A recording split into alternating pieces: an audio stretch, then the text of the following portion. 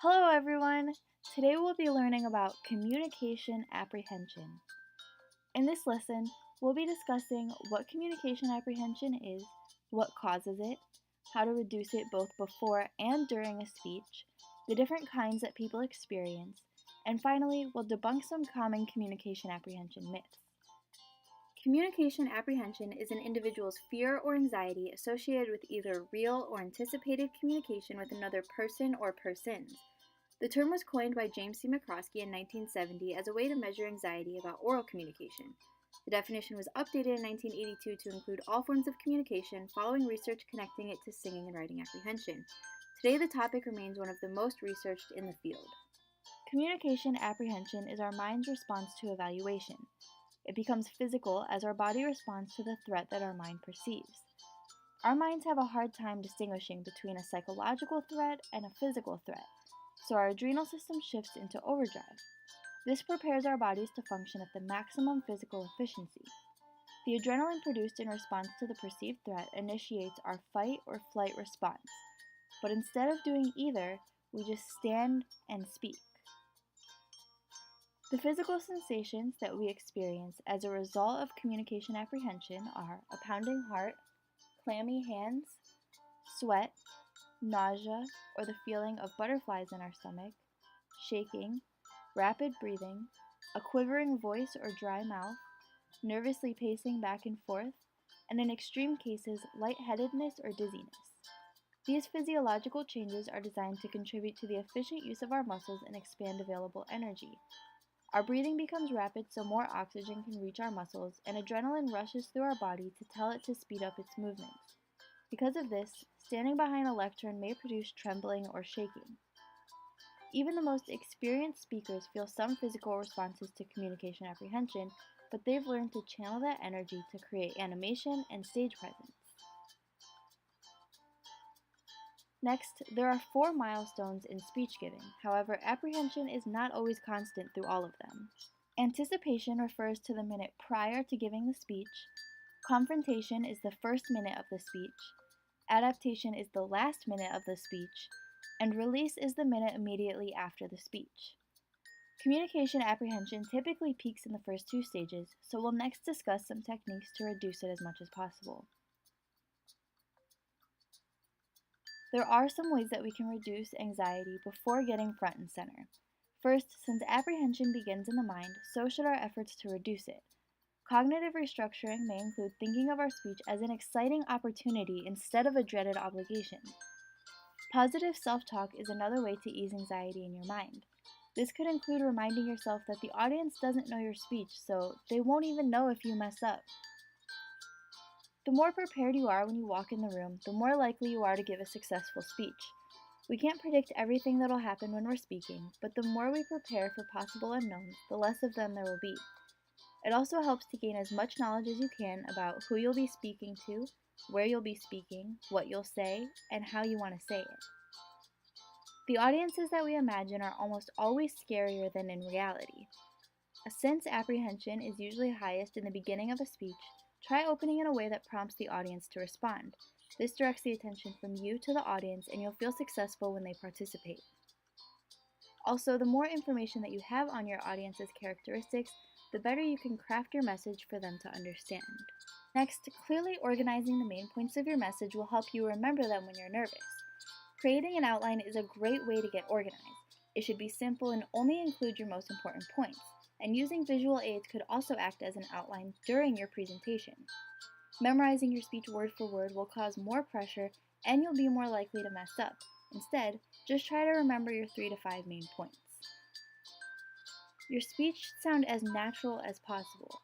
Using shorter sentences will keep your audience on track, and using less complex language will ensure that everyone in the audience can understand you. Additionally, using pronouns like I, me, you, and we will make your audience feel more connected to both you and your message. Now that we've discussed some ways to reduce anxiety before you present, let's look at some ways to reduce it during the presentation itself. One way to reduce anxiety is to shift the focus from you to the audience as we did when we opened our speech. A way to shift the focus is to make eye contact with audience members. This will establish a feeling of one-to-one contact similar to interpersonal communication. Additionally, your audience will become less threatening when you see them as a collection of individuals instead of a mass of strangers. Now that you've learned about possible physiological reactions to communication apprehension, you should anticipate them while you're speaking. Deep breathing will counteract adrenaline, and you should give yourself reminders to slow down and breathe if you have note cards. Also, smiling at the audience right before you speak will naturally prompt some to smile back, reassuring you that they're friendly. You can also anticipate physiological reactions by moving around and warming up your voice. Moving around the front of the room as you speak, if you can, will help you channel excess energy and likely reduce shaking, and warming up your voice will help you clearly enunciate, speak loudly, and reduce quivering in your voice. If positive thinking doesn't help, there are some other ways that you can manage your stress. One way is with positive visualization. While you're speaking, you should use your imagination to create images of relaxation and ultimate success in your speech. Another is systematic desensitization. This technique changes your behavior and avoidance patterns by gradually exposing you to the object of your fear until it can at least be tolerated. The final thing to remember while you're speaking is to not let the unexpected rattle you. You should maintain your composure and even your sense of humor if it applies, and carry on with your speech. We've discussed a lot about communication apprehension when giving a planned speech, but that isn't always the case, and everyone experiences communication apprehension differently in different situations. An individual experiences trait-like communication apprehension when they feel anxious about speaking in most or all situations, whether it be one-on-one or in front of a group. If anxiety about speaking is short-lived and only occurs in one specific encounter, then they experience state-like communication apprehension. An example could be going into a very important interview for a new job. Audience-based communication apprehension occurs when an individual gets anxious to speak in front of a certain group, such as classmates, or in front of a certain person, such as their teacher. Finally, context-based communication apprehension occurs every time a person enters a certain situation. While state-like communication apprehension may be feeling anxious for one particular interview, someone who experiences context-based communication apprehension will feel anxious going into any interview. Now it's time to debunk some myths that are commonly told about speaking and communication apprehension. Many people think that opening with a joke is best because it relieves some nerves and gets the audience in a good mood. However, in order for humor to be funny, your joke must happen at the perfect time, which can be hard to find sometimes. Humor is also some of the toughest material to deliver and is the easiest to offend people with. If you do choose humor, try to make it about yourself as much as possible to avoid that.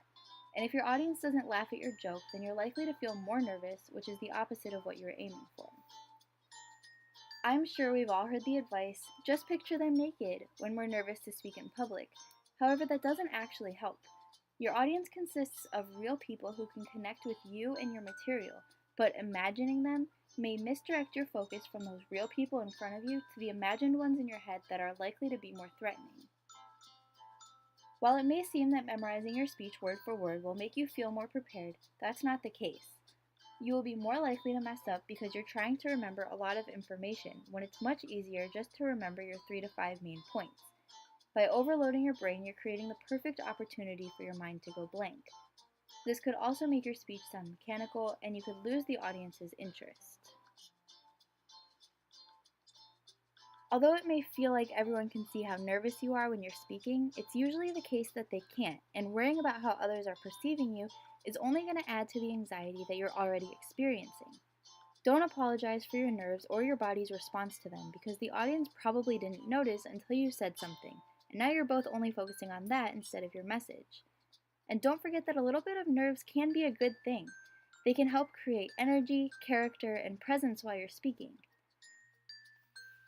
So remember that communication apprehension is a totally natural response to an act that our mind perceives as a threat, but there are many ways that you can reduce it, if not completely prevent it, both before and during your speech. Also keep in mind that it's normal to feel anxious in any situation where you need to speak, not just in front of large groups. The last and most important thing to remember is to have fun. In most cases, the audience is not there to judge you. They're genuinely interested in what you have to say. They probably won't even know or care if you mess up, so be sure to enjoy the experience. Thank you for watching, and good luck on your next speech.